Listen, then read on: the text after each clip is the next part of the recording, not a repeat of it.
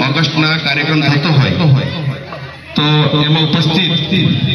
આપણા પ્રાથમિક વિશ્વ શાળાના આચાર્ય નયનભાઈ ભટ્ટ તેમજ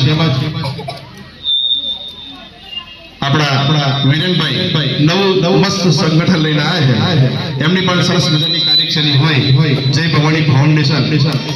દિનો દિન પ્રતિદિન એવું કંઈક ને કંઈક નવું કરતા હોય તેમનું પણ અહીંયા સ્વાગત છે આંગણવાડી નથી પધારેલ બહેનોનું પણ સ્વાગત છે ડોક્ટર સ્ટાફ તેજસભાઈ અને બેન તેઓ પણ અહીંયા ઉપસ્થિત હોય તેમનું પણ સ્વાગત છે તેમજ ગ્રામ પંચાયતમાંથી કનુભાઈનું પણ અહીંયા સ્વાગત છે બીજું ગામમાંથી આપણા પ્રાઇમરી સ્કૂલમાંથી સંજયભાઈ સિંધા તેઓનું પણ સ્વાગત છે જય ભવાની ફાઉન્ડેશનના તમામ સદસ્યોનું સ્વાગત છે ગ્રામજનો મારા મિત્રો વાલા બાળકો અહીં સૌનું સ્વાગત છે આજે 15મી ઓગસ્ટના દિને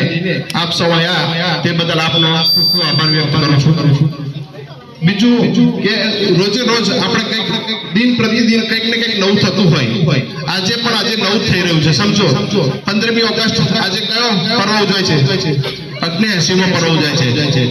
એક ને એક તો ક્યારે જતું નથી ને કંઈક ને કંઈક નવું ને નવું આવતું હોય છે આજે 89મો પર્વ ઉજવાય છે ત્યારે અહીંયા સરસ મજાના ભૂલકાઓ હાજર હોય અને આપણા ગ્રામજનો સ્કૂલમાંથી બધા હોય તે વખતે એમને પણ કંઈક સિંહ ફાળો આપવો જોઈએ આજે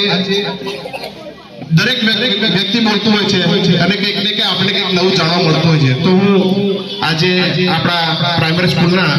પ્રિન્સિપાલ સાહેબને નમ્ર વિનંતી કરીશ કે આપણે ગાંધી આશ્રમમાં આજે આવ્યા છે તો એમનું સ્વમુખ્ય કંઈક આપણને ઉદ્બોધન આપે નયનભાઈ સાહેબ